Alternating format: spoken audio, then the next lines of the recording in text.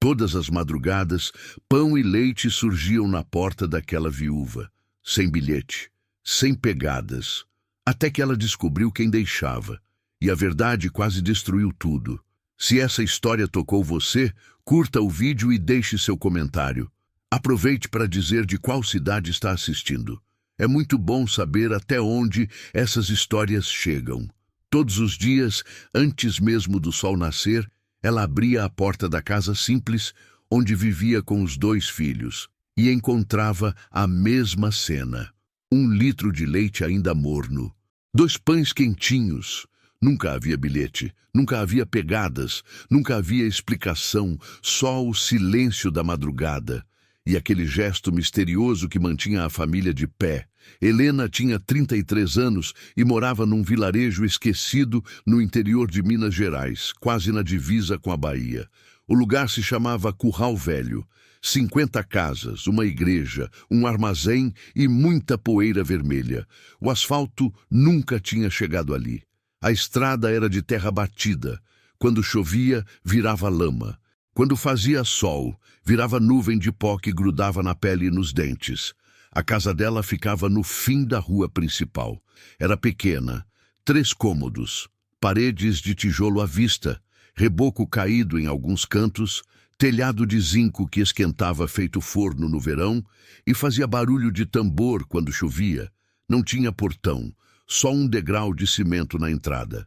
Era ali que, todas as manhãs, apareciam o leite e os pães. A primeira vez tinha sido há 6 meses. Helena tinha acabado de acordar. Ainda estava escuro. Ela abriu a porta para pegar o balde e ir buscar água no chafariz da praça. Foi quando viu. A garrafa de leite estava ali, tampada com pano limpo, ainda soltando vapor no ar frio da madrugada. Ao lado, 2 pães franceses embrulhados em papel pardo. Ela pegou a garrafa. Estava morna. O pão cheirava a trigo fresco, assado há pouco tempo. Helena olhou para os lados. A rua estava vazia. Nenhuma luz acesa nas casas vizinhas. Nenhum cachorro latindo. Nada. Só o vento mexendo nas árvores e o primeiro canto dos galos ao longe. Ela entrou correndo. Fechou a porta. Ficou parada na cozinha, segurando a garrafa de leite com as 2 mãos. O coração batia rápido. Pensou em jogar tudo fora. Podia ser veneno, podia ser armadilha. Mas quando abriu a garrafa e sentiu o cheiro do leite fresco, quando partiu um pedaço do pão e viu o miolo branquinho e fofo, soube que era comida de verdade. Acordou os filhos. Lucas tinha 9 anos. Pedro tinha 7. Eles desceram da cama esfregando os olhos. Quando viram o pão e o leite, ficaram parados na porta da cozinha, só olhando. Fazia semanas que não comiam pão. Fazia dias que o leite tinha acabado. Estavam vivendo de arroz com sal e ovo quando aparecia. Helena serviu o leite em 2 canecas, partiu o pão ao meio. Eles comeram devagar, em silêncio. Ela ficou olhando. Não comeu nada. O estômago estava fechado. A cabeça girava com perguntas que não tinham resposta. Quando terminaram, Lucas perguntou de onde tinha vindo aquilo. Ela disse que não sabia. Ele franziu a testa. Pedro perguntou se podia comer de novo amanhã. Ela disse que não sabia se ia ter amanhã. Mas, no fundo, ela já sentia que ia ter sim, e teve. No dia seguinte, Helena acordou mais cedo. Ficou esperando perto da janela. A casa ainda estava escura. Ela não acendeu a luz. Ficou ali, de pé, olhando para a rua através da fresta da cortina rasgada. Esperou 1 hora, 2 horas. Não viu nada. Ninguém passou. Quando o céu começou a clarear, ela abriu a porta. O leite e os pães estavam lá. Mesma garrafa, mesmo papel, mesmo cheiro. Ela pegou tudo e entrou. A mão tremia. Não era medo. Era algo pior. Era a sensação de estar sendo vigiada. De que alguém sabia exatamente quando ela acordava, quando abria a porta, quando os filhos tinham fome. Assim foi por semanas. Todo santo dia, o pão e o leite apareciam, sempre antes do sol nascer, sempre mornos, sempre frescos. Helena começou a depender daquilo. Os meninos também. A fome foi embora aos poucos. Eles voltaram a brincar, voltaram a sorrir. Ela agradecia em silêncio, mas a inquietação crescia dentro dela como erva daninha. No começo, ela agradecia em silêncio. Depois, o povo começou a comentar. Diziam que era alma penada. Promessa antiga. Pecado tentando se redimir. A primeira pessoa a saber foi Dona Marlene, a vizinha. Ela tinha 70 anos, era viúva, passava o dia sentada na cadeira da varanda, observando a vida dos outros. Numa manhã, ela viu Helena pegando o leite. Na tarde do mesmo dia, bateu na porta dela. Helena, de onde está vindo essa comida que tu pega todo dia de manhã? Helena falou que não sabia. Dona Marlene estreitou os olhos. Comida não cai do céu, menina. Alguém está deixando isso aí. E se alguém está deixando, é porque quer alguma coisa. Helena não respondeu. A vizinha ficou olhando para ela por um tempo longo. Depois balançou a cabeça e foi embora. No dia seguinte, 3 mulheres estavam na porta da casa de Dona Marlene, cochichando e olhando para Helena de longe. Em uma semana, o vilarejo inteiro sabia. As histórias começaram a se espalhar. Seu Geraldo, o dono do armazém, disse que era obra de alma penada, que o marido de Helena estava voltando do além para cuidar dos filhos. Dona Irene da igreja falou em milagre. Que Helena devia fazer uma novena de agradecimento. Tinha gente que disse que era macumba, outros falaram em promessa antiga, alguma dívida que alguém estava pagando. Helena ouvia tudo calada, não confirmava nada, não negava nada, só abaixava a cabeça e seguia o caminho. Mas no fundo do peito ela sentia, aquilo vinha de alguém vivo, alguém que observava de longe. Helena tinha certeza disso. Não era fantasma, não era santo, era gente de carne e osso, alguém que conhecia a rotina dela, alguém que sabia que ela acordava cedo, alguém que tinha acesso a pão fresco toda a madrugada. E isso significava que era alguém com dinheiro, com recursos, alguém que não morava ali no vilarejo, porque ali ninguém tinha dinheiro sobrando para sustentar a casa dos outros. Ela começou a prestar atenção nos detalhes. A garrafa de leite era sempre a mesma. Vidro grosso, tampa de metal. Não era a garrafa de plástico barata que vendiam no armazém.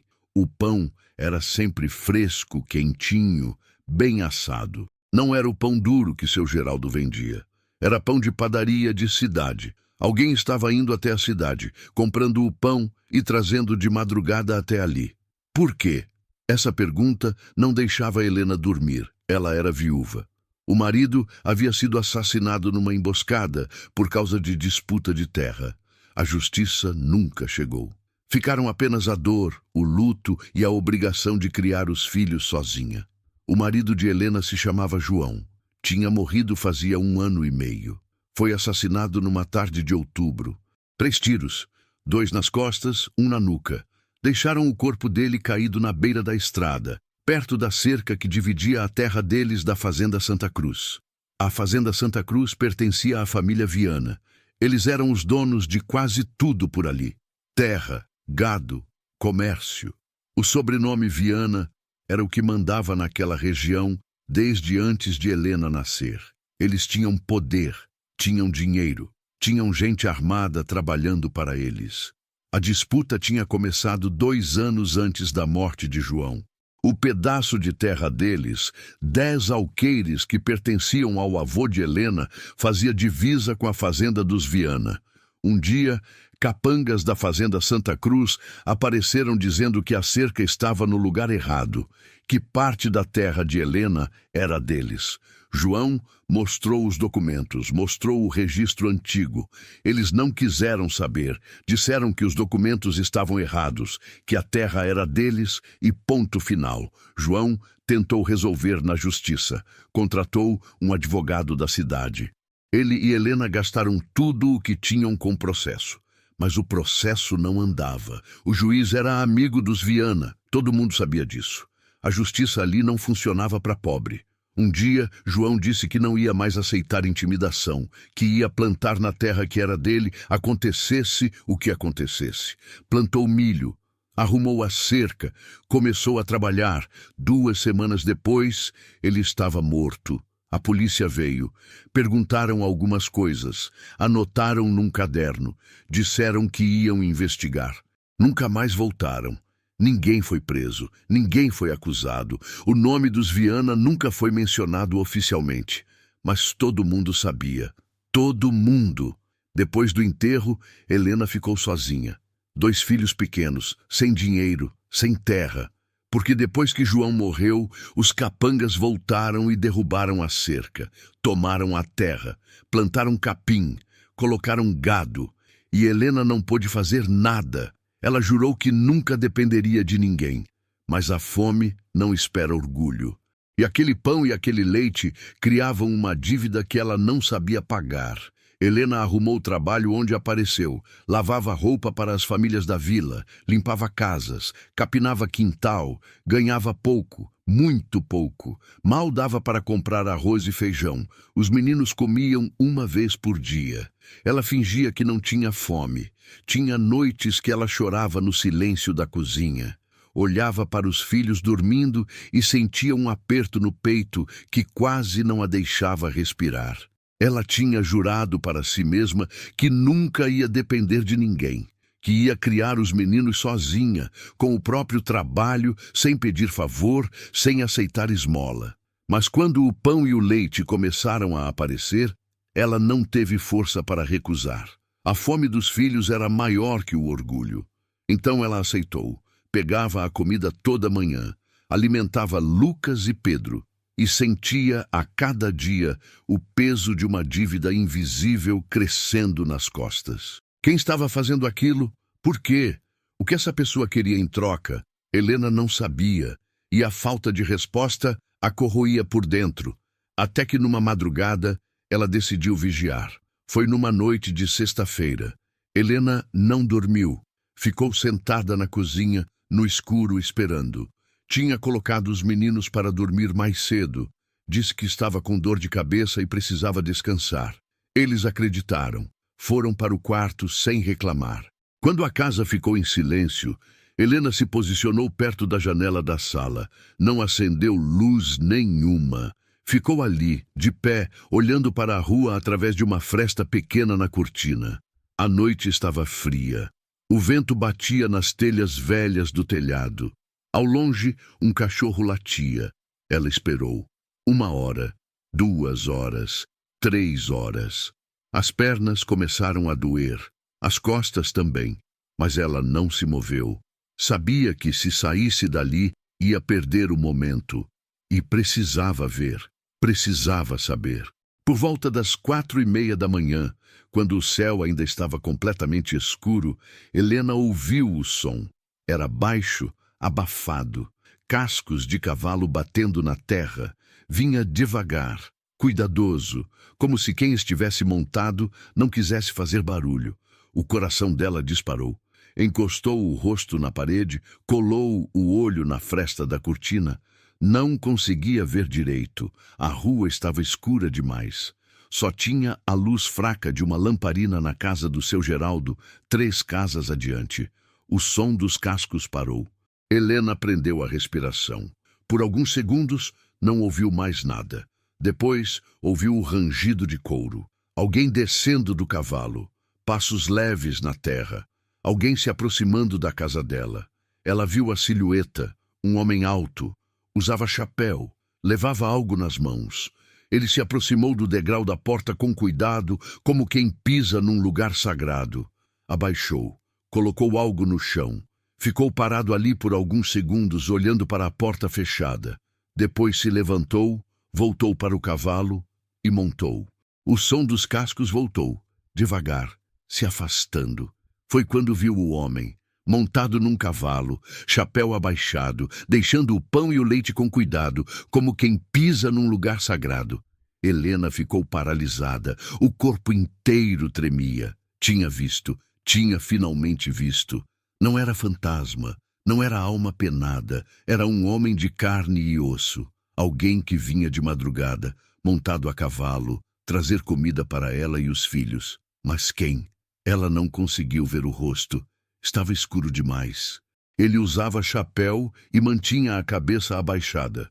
A única coisa que Helena pôde perceber foi que ele era alto, magro, vestia roupa de fazendeiro, calça escura, camisa clara, botas. Quando o som dos cascos sumiu completamente, Helena abriu a porta. A garrafa de leite estava lá, os 2 pães também, tudo como sempre. Ela pegou a garrafa, ainda estava morna, olhou para a rua vazia, para a escuridão, para o silêncio. Naquele instante, o mistério ganhou rosto. E o medo ficou maior do que qualquer fantasma, porque agora Helena sabia que aquilo não era obra do acaso. Era alguém fazendo algo de propósito, alguém que vinha toda madrugada, no frio, no escuro, trazer comida para ela. E isso não era caridade. Caridade não vinha montada a cavalo antes do sol nascer. Caridade não vinha com tanto cuidado, tanto segredo, tanto mistério. Aquilo era outra coisa, e Helena precisava descobrir o quê. Nos dias seguintes, ela começou a fazer perguntas, discretas, cuidadosas. Perguntou para Dona Marlene se ela tinha visto alguém passando de cavalo de madrugada. A vizinha disse que não. Perguntou para seu Geraldo se ele conhecia alguém que comprava pão na cidade toda manhã. Ele disse que não. Perguntou para o padre, depois da missa de domingo, se alguém tinha feito alguma promessa envolvendo ajuda aos necessitados. O padre disse que não. Ninguém sabia de nada, ou ninguém queria contar. Helena começou a prestar mais atenção nas pessoas.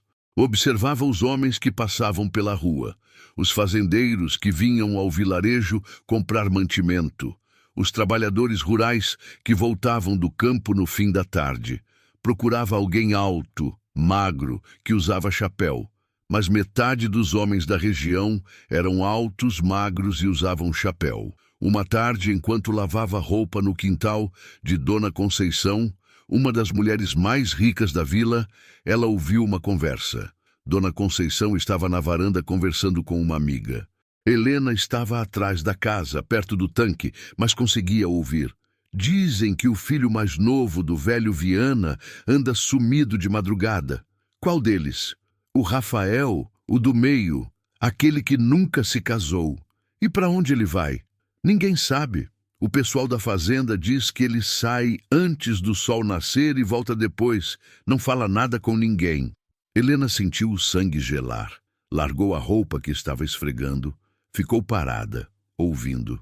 Será que ele tem uma mulher escondida? Pode ser. Mas se tem, ninguém sabe quem é. As duas riram. Mudaram de assunto. Helena voltou a lavar a roupa, mas as mãos tremiam. Rafael Viana, filho do velho Viana, da família que tinha matado o marido dela. Não podia ser. Não podia ser. Mas a sensação no peito dela dizia que sim. Quando ela descobriu quem ele era, o chão se abriu. O homem que sustentava seus filhos em silêncio tinha ligação direta com a família responsável pela morte do marido. Helena passou os dias seguintes em agonia. Não conseguia comer, não conseguia dormir direito. Toda manhã, quando abria a porta e via o leite e os pães, sentia náusea, mas continuava pegando, continuava alimentando os filhos, porque eles precisavam comer, e ela não tinha escolha. Mas agora, cada gole de leite, cada pedaço de pão parecia envenenado, não no corpo, na alma. Ela precisava ter certeza, precisava confirmar. Não podia continuar vivendo naquela dúvida que a comia por dentro. Numa tarde de segunda-feira, Helena pediu para Dona Marlene cuidar dos meninos. Disse que precisava ir até a cidade resolver um assunto. A vizinha resmungou, mas aceitou. Helena pegou a estrada de terra que levava até Curral Velho para a cidade mais próxima, São Domingos, a 20 quilômetros dali. Mas não foi para a cidade. No meio do caminho, pegou um atalho que levava até a fazenda Santa Cruz. Ela não tinha ido lá desde antes da morte de João. A última vez tinha sido para tentar conversar com o velho Viana, para pedir que ele parasse com as ameaças, que deixasse eles em paz. O velho tinha mandado ela embora sem ouvir uma palavra.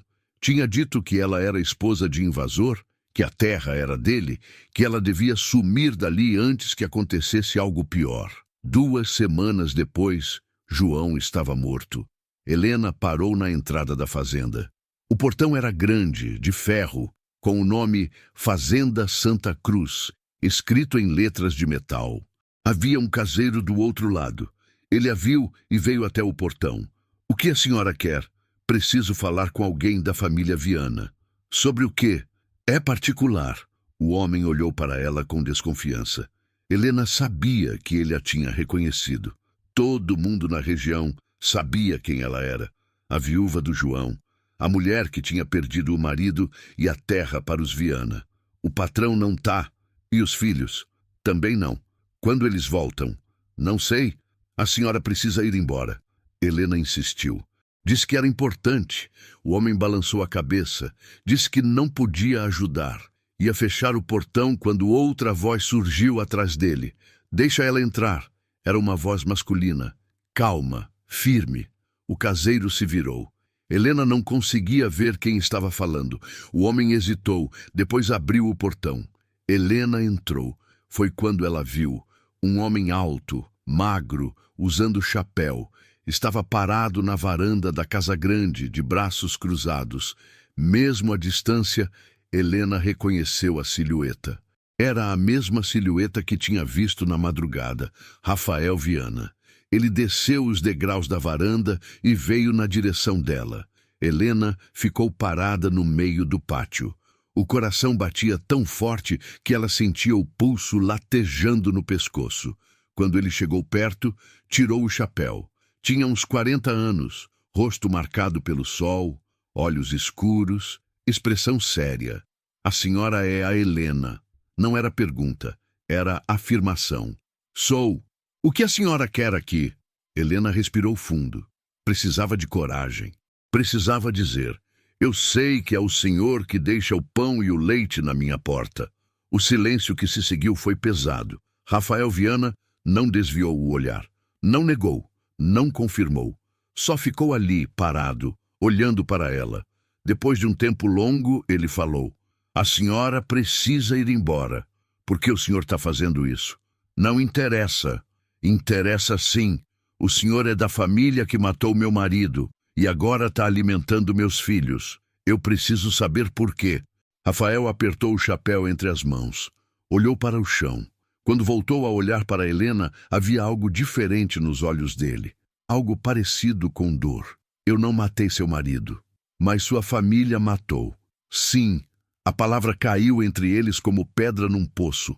Helena sentiu as pernas fraquejarem. Era a primeira vez que alguém admitia. A primeira vez que alguém confirmava o que todo mundo já sabia, mas ninguém falava. "Então por que o senhor está fazendo isso?" A voz dela saiu tremendo. Rafael ficou em silêncio de novo. Olhou para os lados, para a casa grande, para os galpões, para as cercas que cercavam a terra roubada. "Porque eu devia ter impedido, e não impedi." O sobrenome que destruiu sua vida era o mesmo que colocava comida na sua mesa. Helena voltou para casa caminhando devagar. As pernas doíam, a cabeça girava. Ela tinha conseguido a confirmação que procurava, mas agora se sentia pior do que antes. Rafael Viana, o filho do meio da família, que tinha destruído a vida dela. Era ele quem vinha toda madrugada trazer pão e leite. Era ele quem sustentava os filhos dela em silêncio. Não por bondade, por culpa. Quando chegou em casa, os meninos correram para abraçá-la. Dona Marlene disse que tinha dado sopa para eles. Helena agradeceu. Entrou. Fechou a porta. Sentou na cadeira da cozinha e ficou olhando para a parede. A partir daquele dia, o pão e o leite deixaram de ser ajuda e viraram ameaça. Porque mexer naquele passado significava cutucar gente poderosa, gente que não queria a verdade aparecendo. Na manhã seguinte, quando Helena abriu a porta, o pão e o leite estavam lá, como sempre.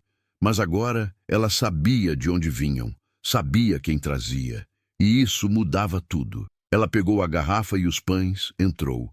Alimentou os meninos, mas não conseguiu comer nada. O estômago estava fechado, a garganta apertada. Sentia como se estivesse traindo a memória do João, como se estivesse aceitando suborno, como se estivesse se vendendo para a família que tinha matado o marido.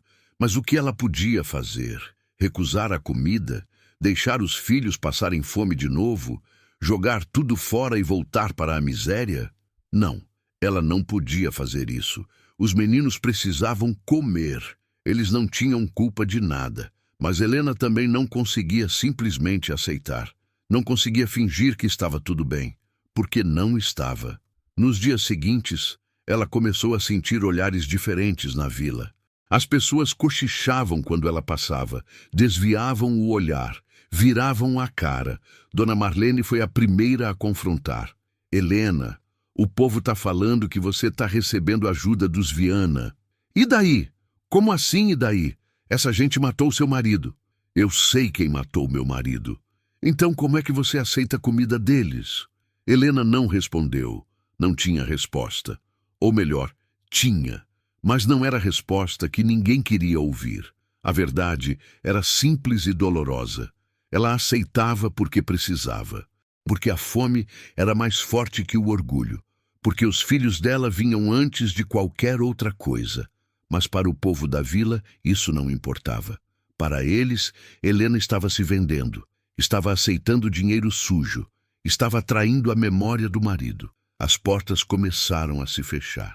As mulheres para quem ela trabalhava começaram a dispensá-la. Diziam que não precisavam mais de ajuda, que estavam sem dinheiro, que iam fazer o serviço sozinhas. Mas Helena sabia a verdade. Elas não queriam mais ter ligação com ela. Tinham medo dos Viana, ou tinham nojo dela. Em 2 semanas, Helena tinha perdido todo o trabalho. O desejo dela mudou. Já não era apenas sobreviver, era descobrir a verdade. Era proteger os filhos, mesmo que o preço fosse alto. Helena estava sentada na cozinha quando tomou a decisão. Era noite. Os meninos dormiam. A casa estava em silêncio. Ela olhava para a garrafa vazia de leite em cima da mesa, para as migalhas de pão no prato. Não podia continuar assim. Não podia aceitar aquela comida para sempre, sem saber por quê. Sem entender o que tinha acontecido de verdade naquela tarde de outubro em que João morreu. Rafael tinha dito que devia ter impedido e não impediu. O que isso significava? Ele sabia quem tinha matado João? Ele estava lá quando aconteceu? Ele tinha dado a ordem? Helena precisava de respostas e sabia que só tinha um jeito de conseguir. Na manhã seguinte, em vez de só pegar o leite e o pão, ela deixou um bilhete no degrau. Escreveu com letra trêmula, num pedaço de papel arrancado de um caderno velho do Lucas. Preciso falar com o Senhor. Hoje à tarde, perto da cerca velha onde meu marido morreu. Helena dobrou o papel, colocou embaixo da garrafa vazia que deixou no degrau. Entrou e esperou. Não sabia se Rafael ia ver o bilhete, não sabia se ele ia aparecer, mas precisava tentar. À tarde, depois de deixar os meninos na casa de uma vizinha que ainda aceitava ajudá-la, Helena pegou a estrada de terra que levava até a divisa da antiga propriedade deles. O sol estava quente. A poeira vermelha grudava na pele. O vento trazia cheiro de capim seco. A cerca velha ainda estava lá. Ou melhor, o que sobrou dela. Os mourões apodrecidos, o arame enferrujado caído no chão, o mato crescendo em volta. Foi ali que encontraram João. Foi ali que o sangue dele manchou a terra. Helena parou a uns 10 metros de distância. Não conseguia chegar mais perto. As pernas não obedeciam. O coração apertava. Mesmo depois de 1 ano e meio, aquele lugar ainda doía. Ficou esperando. Não sabia se ele viria. Os minutos passavam devagar. O sol queimava a cabeça. O suor escorria pelas costas. Então ela ouviu cascos de cavalo, vindo devagar pela estrada. Virou e viu Rafael Viana montado num cavalo baio, vindo na direção dela. Ele parou a uns 5 metros. Desceu. Amarrou o cavalo numa árvore. Veio caminhando. A senhora não devia ter vindo aqui. Eu preciso saber o que aconteceu. A senhora já sabe o que aconteceu. Não, eu sei que meu marido morreu. Eu sei que sua família mandou matar. Mas eu não sei por quê. Não sei quem foi. Não sei de nada. Rafael tirou o chapéu. Passou a mão no cabelo. Olhou para a cerca velha. Para o chão, onde João tinha caído. Seu marido não queria sair da terra. Meu pai mandou avisar várias vezes. Ele não quis ouvir. A terra era nossa. Tinha documento. O documento estava errado. Não estava, você sabe disso. Rafael ficou em silêncio.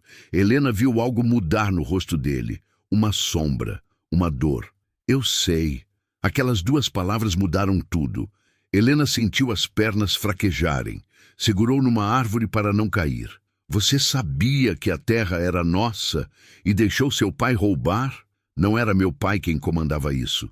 Era meu irmão mais velho, o Marcelo. E onde está ele agora? Morreu? Faz 8 meses. Acidente de carro. Helena sentiu um misto de emoções. Raiva, alívio, confusão. Ele que mandou matar meu marido? Rafael assentiu devagar. Ele que deu a ordem. E você sabia? Eu suspeitei. No dia que aconteceu, ele saiu com 3 capangas. Voltou sozinho. Mandou os homens embora. Quando soube que seu marido tinha morrido, eu entendi. E você não fez nada? Eu confrontei ele. Ele disse que tinha sido legítima defesa, que seu marido tinha puxado arma. Eu não acreditei, mas também não tinha provas. E meu pai sempre ficava do lado do Marcelo. Helena começou a chorar, não de tristeza, de raiva, de indignação. Então você decidiu trazer pão e leite para mim? Achou que isso ia resolver? Não. Eu sei que não resolve nada, mas era o único jeito que eu tinha de ajudar sem causar mais problema. Por que você não foi na polícia? Por que você não contou a verdade? Porque eu não tinha prova. E porque se eu falasse, meu pai ia me deserdar, ia me expulsar da família. E eu fui covarde. Escolhi o silêncio. E o preço veio rápido. Naquela noite, quando Helena voltou para casa com os meninos, havia uma pedra no meio da sala. Alguém tinha jogado pela janela. A vidraça estava quebrada. Cacos de vidro espalhados pelo chão. Na pedra, amarrado com barbante, havia um bilhete. Letras tortas, escritas com força. Deixa os mortos em paz ou vai se juntar a eles. Helena sentiu o sangue gelar. Os meninos começaram a chorar. Ela os abraçou. Tentou acalmar, mas o medo era real agora. Palpável. Sufocante. A vila se voltou contra ela. Vieram os julgamentos, as humilhações, os cochichos. Nos dias seguintes, as coisas pioraram. As pessoas começaram a evitar Helena na rua. Quando ela passava, conversas paravam, olhares se desviavam, portas se fechavam. Uma tarde, quando foi buscar água no chafariz da praça, 3 mulheres estavam lá. Quando viram Helena, pararam de conversar. Uma delas cuspiu no chão, outra disse alto, para que Helena ouvisse: tem gente que não tem vergonha na cara. Aceita dinheiro de assassino e ainda anda de cabeça erguida.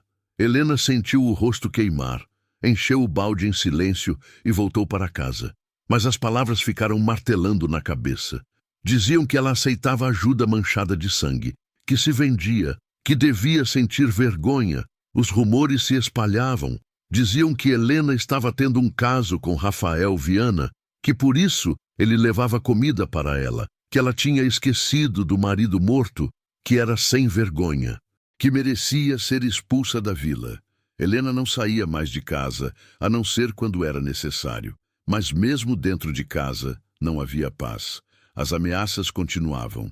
Mais pedras jogadas, lixo na porta, xingamentos pintados na parede. Os filhos começaram a sofrer na rua, e o silêncio deixou de protegê-los. Lucas voltou da escola com o olho roxo. Disse que tinha brigado com os meninos. Quando Helena perguntou o porquê, ele começou a chorar. Eles disseram que a mãe é Kenga dos Viana.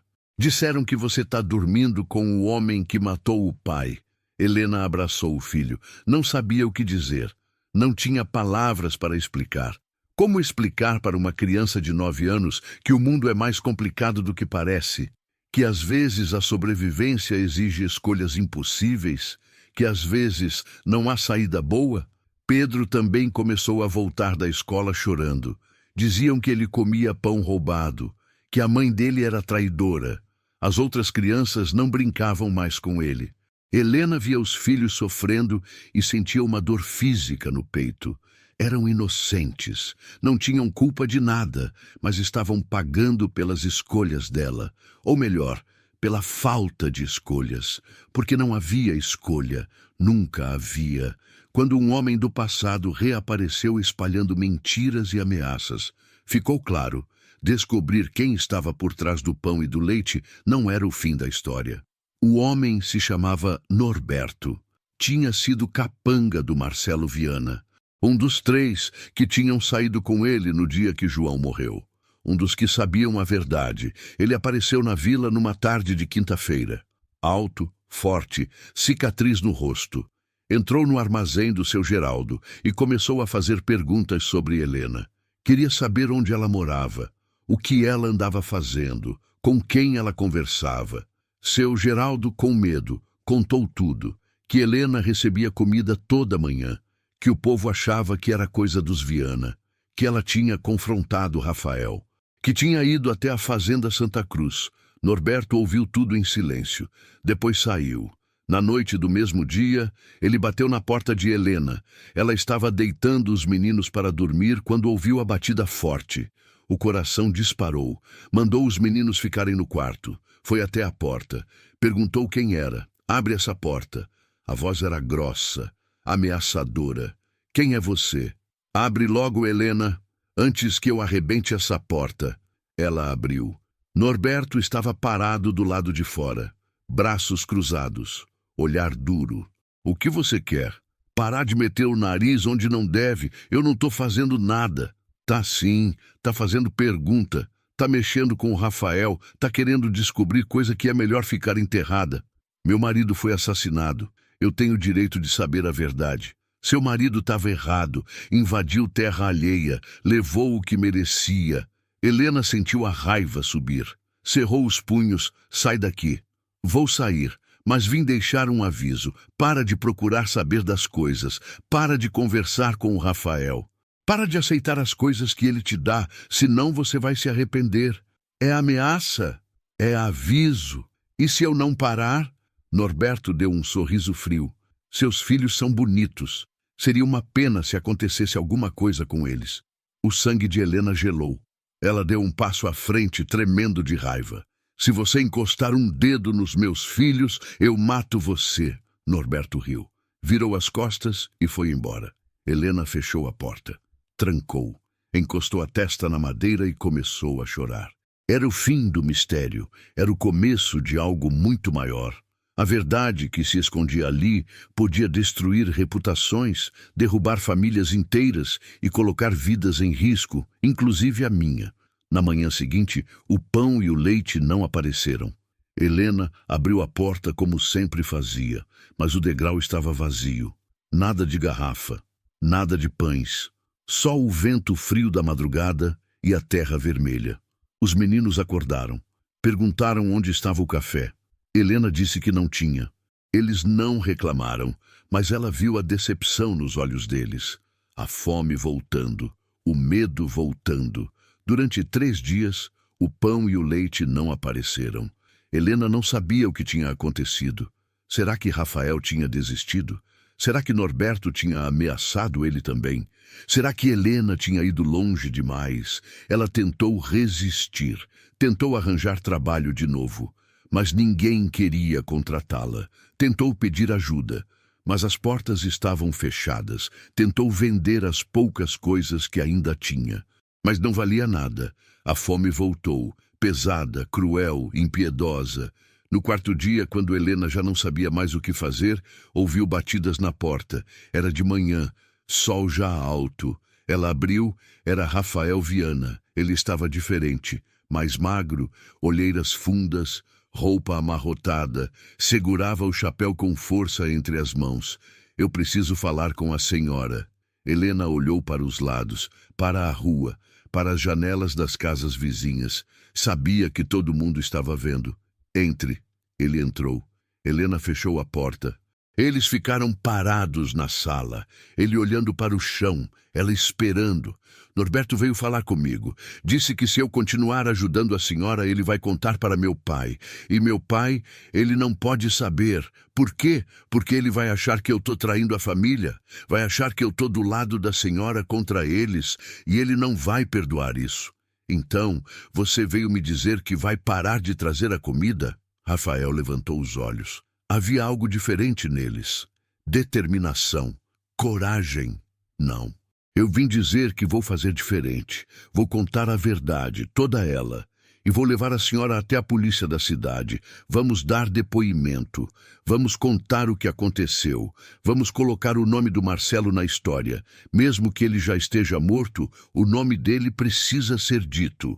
E vou entregar os nomes dos capangas que ajudaram, incluindo o Norberto. Helena ficou em silêncio. Não esperava por aquilo. Por que você está fazendo isso? Porque eu cansei de ser covarde. Porque eu preciso dormir em paz. Porque é a coisa certa a fazer. Você vai perder tudo, sua família, sua herança, sua vida. Eu sei, mas pelo menos vou ter minha dignidade. Entre o ódio que ela carregava há anos e a necessidade de salvar os filhos, ela precisou escolher. Helena ficou acordada a noite inteira. Rafael tinha ido embora dizendo que voltaria no dia seguinte de manhã, que eles iriam juntos para São Domingos, que lá tinha uma delegada nova, vinda de fora, que não tinha ligação com os Viana, que talvez, só talvez, a justiça finalmente acontecesse. Mas Helena estava dividida. Por um lado, queria justiça, queria que o nome do João fosse limpo, queria que todo mundo soubesse a verdade, queria que os assassinos pagassem. Por outro lado, tinha medo. Medo do que podia acontecer com ela e os filhos. Medo da vingança. Medo de que, no final, nada mudasse. Que os poderosos continuassem poderosos. Que os pobres continuassem sofrendo. E havia outra coisa. Uma coisa que Helena tinha medo de admitir até para si mesma. Ela não odiava Rafael Viana. Devia odiar. Ele era da família que tinha destruído a vida dela. Mas ele não tinha matado João, ele não tinha dado a ordem, ele não tinha puxado o gatilho, ele só tinha ficado em silêncio. E agora estava tentando consertar. Isso era suficiente? Era possível perdoar o silêncio? Helena não sabia. Continuar vivendo apenas da dor, ou enfrentar a verdade até o fim. De manhã cedo, antes de Rafael chegar, Helena pegou os meninos pela mão e saiu de casa. Disse que iam fazer uma viagem. Eles perguntaram para onde. Ela disse que era surpresa. Foram caminhando pela estrada de terra. O sol nascendo atrás deles. A poeira vermelha grudando nos pés descalços dos meninos. Helena não tinha dinheiro para pagar transporte. Teriam que ir a pé mesmo. 20 quilômetros até São Domingos. Mas não chegaram nem na metade do caminho. Um caminhão parou ao lado deles. Norberto desceu. Havia outros 2 homens com ele. Aonde você pensa que vai, Helena? Ela empurrou os meninos para trás dela. Ficou entre eles e os homens. Deixa a gente em paz. Você não aprende, né? Eu avisei. Eu disse para parar. Mas você não parou. Eu só quero justiça. Justiça? Norberto cuspiu no chão. Justiça é o que está acontecendo agora. Você perdeu a terra. Perdeu o marido. Está perdendo os filhos. Isso é justiça para quem não sabe ficar no seu lugar. Lucas saiu de trás da mãe. Pequeno, magro, mas com os punhos cerrados. Não fala assim com minha mãe. Norberto olhou para o menino e riu. Olha só, o filhinho do invasor virou homem. Helena puxou Lucas de volta. Abraçou os 2 filhos. Olhou para Norberto com todo o ódio que conseguiu reunir. Se você quer me matar, mata. Mas deixa meus filhos em paz. Eu não vou matar você. Eu vou fazer melhor. Vou deixar você viver para sofrer. Foi quando ouviram o som. Cascos de cavalo. Vindo rápido pela estrada. Norberto virou. Os outros homens também. Era Rafael. Montado no cavalo baio. Vinha em disparada. Parou entre Helena e os homens. Desceu. Ficou de frente para Norberto. Sai daqui, Rafael. Isso não é com você. É sim. Pode ir embora, Norberto. Ou eu conto para a polícia onde você estava na tarde que o João morreu. Conto que você puxou o gatilho. Conto tudo. Norberto ficou tenso. Os outros homens se entreolharam. Você não tem prova. Tenho. O Marcelo tinha um caderno. Anotava tudo. Todas as ordens. Todos os pagamentos. Todos os nomes. Eu achei o caderno depois que ele morreu. E copiei tudo. Tá guardado num lugar seguro. Se acontecer alguma coisa comigo, com a Helena, ou com os filhos dela, o caderno vai direto para a polícia. Era mentira. Helena sabia que era. Podia ver na forma como Rafael segurava o chapéu, na forma como a voz dele tremia um pouco. Mas Norberto não sabia. Ele ficou parado por um longo minuto, olhando para Rafael, calculando, tentando decidir se valia a pena arriscar. Finalmente, cuspiu no chão de novo. Virou para os outros homens. Vamos embora. Eles subiram no caminhão. Norberto deu uma última olhada para Helena. Isso não acabou. O caminhão foi embora, levantando poeira. Rafael se virou para Helena. Ela ainda estava abraçada com os filhos, tremendo. Ele se aproximou devagar. A senhora está bem? Ela sentiu. Não conseguia falar. A garganta estava apertada. Sobe no cavalo. Eu levo vocês de volta para casa. Não. A gente vai para a cidade. A gente vai dar depoimento. Agora não é seguro. Eles vão estar esperando na estrada. Então o que a gente faz? Rafael olhou para ela. Para os meninos, para a estrada vazia. A gente espera. A gente se prepara. E na hora certa, a gente age. Porque naquele momento ficou claro. O pão e o leite nunca foram caridade. Helena voltou para casa montada no cavalo com os meninos. Rafael ia a pé, puxando o animal pela rédea. Não falaram nada durante o caminho. Só o som dos cascos na terra, só o vento nos capim, só o silêncio pesado de quem sabe que algo grande estava por vir. Quando chegaram, Rafael ajudou os meninos a descer. Helena desceu sozinha. Ficaram parados na frente da casa. Obrigada. Não precisa agradecer. Precisa sim. Você salvou a gente. Rafael balançou a cabeça. Eu só tô tentando consertar o que deveria ter sido consertado faz muito tempo. O caderno do Marcelo existe mesmo? Ele desviou o olhar. Não, eu inventei, mas funcionou. E se ele descobrir que foi mentira? Vai descobrir, mais cedo ou mais tarde. Por isso a gente precisa agir rápido. Helena olhou para os filhos. Eles estavam parados na porta, esperando. Eu não sei se consigo fazer isso. Eu tenho medo. Eu também tenho. Mas você é homem. Você tem dinheiro, poder. Eu não tenho nada. Você tem algo que eu não tenho. Você tem razão. Eram o fio invisível puxando um segredo capaz de mudar o destino de toda a vila. Nos dias seguintes, Helena e Rafael começaram a se encontrar em segredo.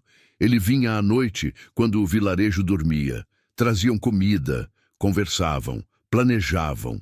Rafael contou tudo o que sabia. Os nomes dos capangas, as datas, os detalhes da emboscada. Disse que o Marcelo tinha mandado matar João porque queria aquela terra específica. Tinha minério ali. Não muito, mas suficiente para valer dinheiro.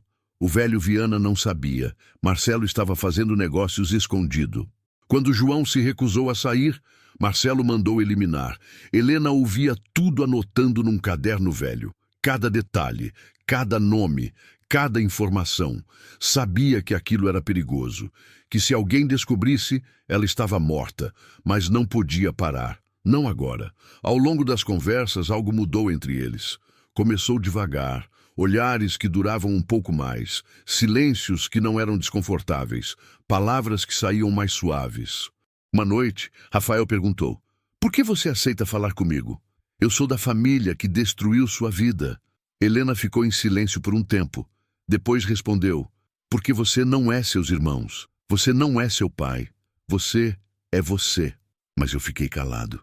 "E agora você está falando." Ele olhou para ela, nos olhos dela, e Helena viu algo ali que não esperava. Algo parecido com admiração, respeito, talvez até mais. "Você é forte, Helena." "Não sou, não. Eu só faço o que precisa ser feito." Isso que é ser forte. As pessoas do vilarejo começaram a notar. Notaram que Rafael vinha à noite. Notaram que ficava horas na casa de Helena. Os rumores pioraram.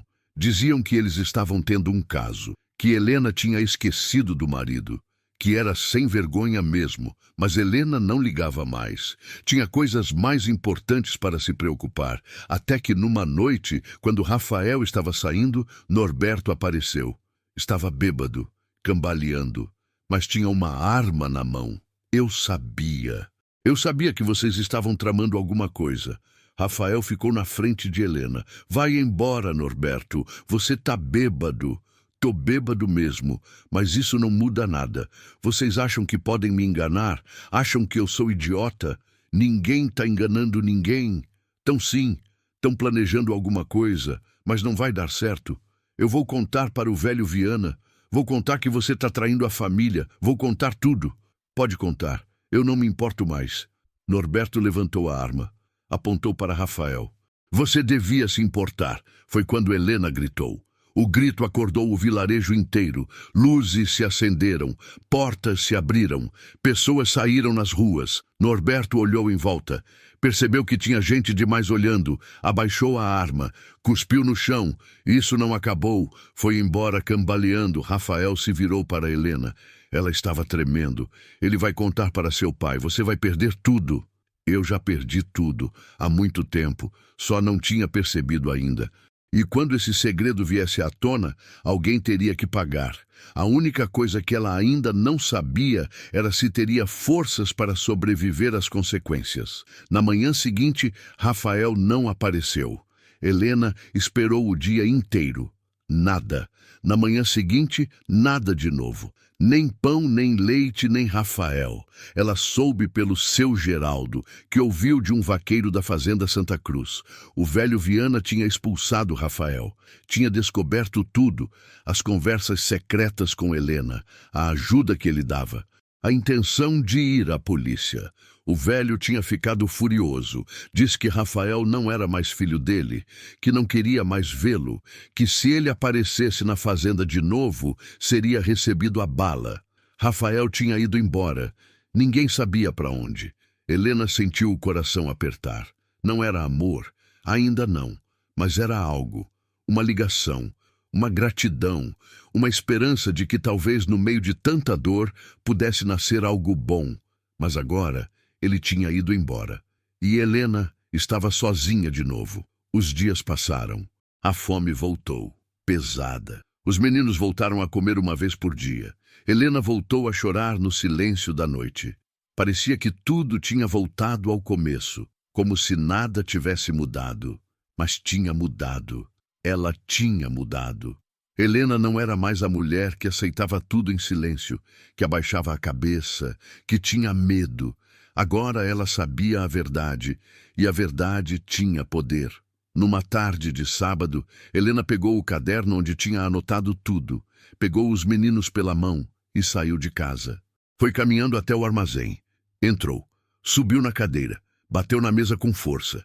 As pessoas que estavam lá dentro olharam assustadas. Eu quero falar com todo mundo. Seu Geraldo tentou impedir. Helena, desce daí. Você está fazendo escândalo. Eu não me importo. Eu preciso falar. As pessoas começaram a se juntar, curiosas.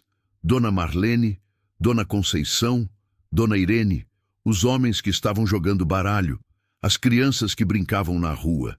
Helena esperou até que tivesse bastante gente. Então começou a falar. Contou tudo, sobre a morte de João, sobre o Marcelo Viana, sobre o minério na terra, sobre os capangas, sobre Norberto, sobre Rafael que tinha tentado ajudar, sobre a verdade que estava enterrada há 1 ano e meio. Quando terminou, o silêncio era total. As pessoas olhavam para ela com os olhos arregalados. Algumas acreditavam, outras duvidavam, mas todas tinham ouvido. Eu vou para São Domingos, vou dar depoimento, vou contar tudo para a polícia. E se alguém quiser me impedir, vai ter que me matar na frente de todo mundo. Desceu da cadeira, pegou os meninos pela mão, saiu do armazém. Tinha dado 3 passos quando ouviu, passos atrás dela. Virou, Dona Marlene estava ali, velha, curvada, mas com os olhos firmes. Eu vou com você. Helena piscou surpresa. O quê? Eu disse que vou com você. Você não vai sozinha. Dona Conceição saiu do armazém. veio até Helena. Eu também vou. Dona Irene veio. Eu também. Uma a uma, as mulheres da vila começaram a sair. Velhas, jovens, mães, viúvas, formaram uma fila atrás de Helena. Os homens ficaram parados, olhando, alguns com respeito, outros com medo. Helena sentiu os olhos encherem de lágrimas. Não estava mais sozinha.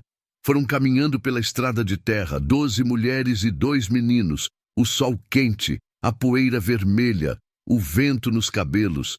Levaram 3 horas para chegar em São Domingos. Quando chegaram, foram direto para a delegacia. A delegada era uma mulher jovem de fora, que tinha acabado de assumir. Ela ouviu Helena, leu as anotações, fez perguntas. No final ela disse: eu vou investigar. Não posso prometer nada, mas vou investigar. Era tudo o que Helena precisava ouvir. 3 meses depois, Norberto e outros 2 capangas foram presos.